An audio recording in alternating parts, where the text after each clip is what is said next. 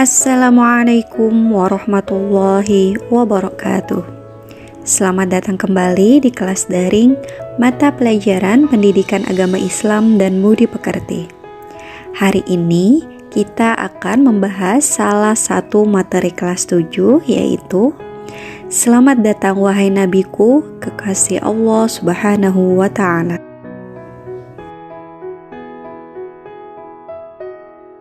Nabi Muhammad SAW lahir pada hari Senin 12 Rabiul Awal.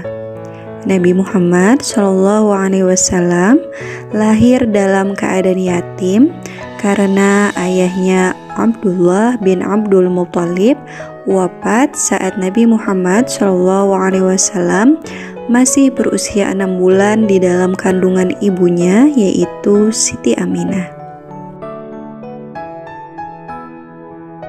Saat bayi, Nabi Muhammad SAW diasuh oleh Halimatus Sa'diyah dan dibesarkan sampai usia 5 tahun. Saat Nabi Muhammad SAW memasuki usia 6 tahun, ibunya wafat. Ia pun diasuh oleh kakeknya Abdul Muthalib. Sayangnya, hanya 2 tahun Nabi Muhammad SAW diasuh kakeknya. Abdul Muthalib meninggal saat Nabi Muhammad SAW berusia 8 tahun. Selanjutnya, Nabi Muhammad SAW diasuh oleh pamannya Abu Thalib sampai menginjak remaja. Nabi Muhammad SAW mulai bekerja di usia yang baru 10 tahun dengan menjadi pengembala ternak milik orang lain di daerah gurun Mekah. Pada usia 12 tahun, Nabi Muhammad SAW berdagang dengan pamannya. Ia ikut membawa barang dagangan yang diambil dari Siti Khadijah. Hampir 3 tahun Nabi Muhammad SAW mengikuti pamannya untuk menjajakan barang dagangan. Pada usia 25 tahun, Nabi Muhammad SAW mulai berdagang sendiri tanpa bantuan pamannya. Ia mengambil sendiri barang dagangannya dan memasarkannya.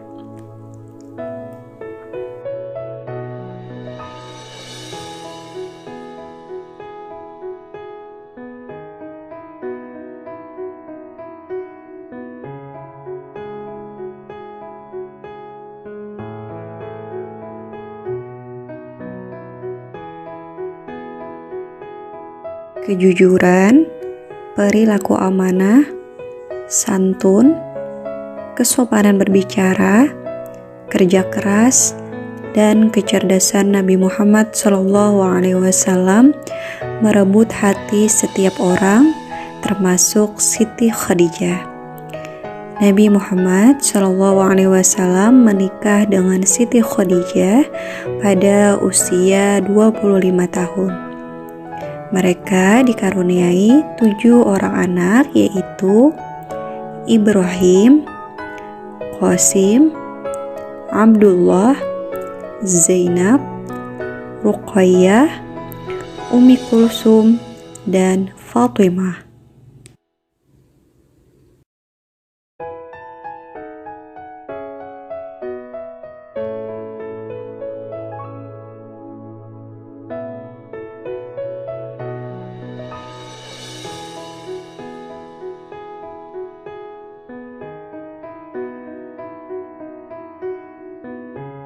Nabi Muhammad SAW merasakan keresahan atas perilaku yang dilakukan oleh masyarakat Arab yang sudah jauh dari nilai-nilai kebenaran. Kemudian Nabi Muhammad SAW melakukan uzlah di Gua Hira. Hal ini dilakukan oleh beliau berkali-kali. Dan tepat pada tanggal 17 Ramadan tahun ke-40 dari kelahirannya, Nabi didatangi Jibril dan menerima wahyu pertama, yaitu surah Al-Alaq ayat 1-5. Wahyu pertama inilah yang menandakan bahwa Nabi Muhammad SAW dipilih dan diangkat oleh Allah Subhanahu wa Ta'ala untuk menjadi utusannya atau rasulnya.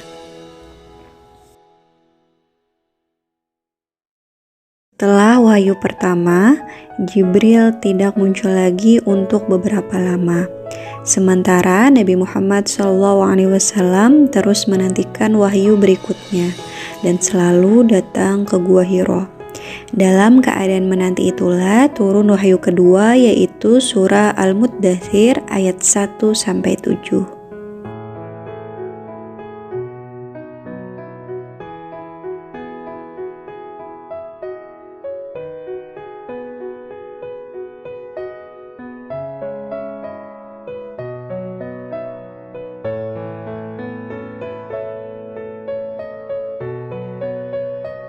Dengan turunnya wahyu yang kedua, yaitu surah Al-Muddathir ayat 1-7, Rasulullah SAW mulai berdakwah secara sembunyi-sembunyi.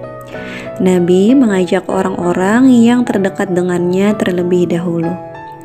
Tempat yang beliau pilih untuk berdakwah adalah rumah Al-Arqam bin Abi Al-Arqam Al-Akhzumi. Orang-orang yang pertama kali memeluk Islam atau yang dikenal dengan As-Sabiqunal Awwalun adalah Siti Khadijah, Abu Bakar, Ali bin Abi Thalib, dan Zaid bin Harithah. Selain yang tersebut, berkat bantuan Siti Khadijah dan Abu Bakar, dari hari ke hari terus bertambah orang-orang yang beriman, baik laki-laki maupun perempuan. Setelah Nabi Muhammad SAW berdakwah secara sembunyi-sembunyi, maka turunlah wahyu yang ketiga, yaitu surah Al-Hijr ayat 94 dan 95.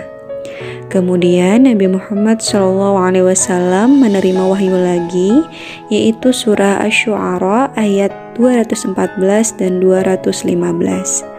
Setelah Rasulullah SAW menerima wahyu tersebut, beliau mulai berdakwah secara terang-terangan.